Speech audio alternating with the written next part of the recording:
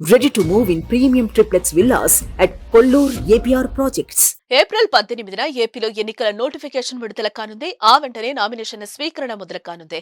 మంచి ముహూర్తాల కోసం అభ్యర్థులు పంచాంగాలు తిరిగేస్తున్నారు. అలాగే నామినేషన్ల దాఖలకు అంతా సిద్ధం చేసుకుంటున్నారు. ఏపీ సీఎం వైసీపీ అధినేత వైఎస్ జగన్మోహన్ రెడ్డి ఎప్పుడు నామినేషన్ వేస్తారనే విషయంలో అనేక వార్తలు వస్తున్నాయి. జగన్ నామినేషన్ దాఖలకు ముహూర్తం ఫిక్స్ అయినట్లుగా సమాచారం. ఏప్రిల్ 25వ తేదీన జగన్ పులివెందులో నామినేషన్ దాఖలు చేయనున్నారు. 25వ తేదీన పులివెందుల నియోజకవర్గం వైసీపీ అభ్యర్థిగా సీఎం జగన్ నామినేషన్ దాఖలు చేయనున్నట్లుగా సమాచారం.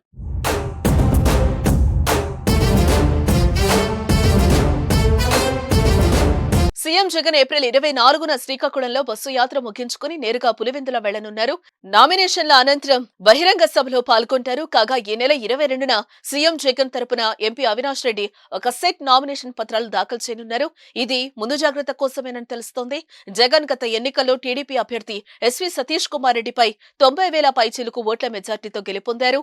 అంతకుముందు 2014లోనూ సతీష్ కుమార్ పై జగన్ విజయం సాధించారు. ఈసారి పులివెందుల్లో సీఎం జగన్ కు ప్రత్యర్థిగా టీడీపీ నుంచి బీటెక్ రవి పోటీలో ఉన్నారు.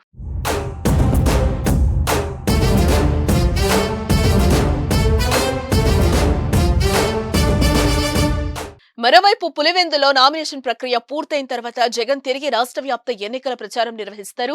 పులివెందులో ప్రచారం బాధ్యతలను భార్య భారతీరెడ్డికి అప్పగిస్తారనే వార్తలు కూడా వస్తున్నాయి. ఎన్నికలు ముగిసే వరకు భారతి పులివెందుల్లోనే ఉంటారని వైసీపీ వర్గాలు చెప్తున్నాయి. పులివెందుల్లో సోదరి వైఎస్ షర్మిల, సునీత వైసీపీపై విరుచుకుపడుతూ ప్రచారం నిర్వహిస్తున్నారు. ఈ క్రమంలోనే వాటిని బలంగా తిప్పుకొట్టేందుకు భారతిని రంగంలోకి దించుతున్నారనే వార్తలు కూడా వస్తున్నాయి. మరోవైపు వైఎస్ జగన్ ప్రారంభించిన మేమంతా సిద్ధం బస్సు యాత్రలు మరో వారం రోజుల్లో ముగిసే అవకాశం కనిపిస్తోంది. ఇడుపులపాయలో మొదలైన జగన్ బస్సు యాత్ర శ్రీకాకుళం జిల్లా ఇచ్చాపురంలో ముగుస్తుంది. 25న పులివెందులో నామినేషన్ దాఖలు పూర్తయిన తర్వాత తిరిగి రాష్ట్ర వ్యాప్తంగా ఎన్నికల ప్రచారం నిర్వహించే ఛాన్స్ ఉంది. అయితే ఈసారి బస్సు యాత్రలు కాకుండా రోడ్ షోలు, బహిరంగ సభలు నిర్వహించే ఆలోచనలో వైసీపీ వర్గాలున్నాయి.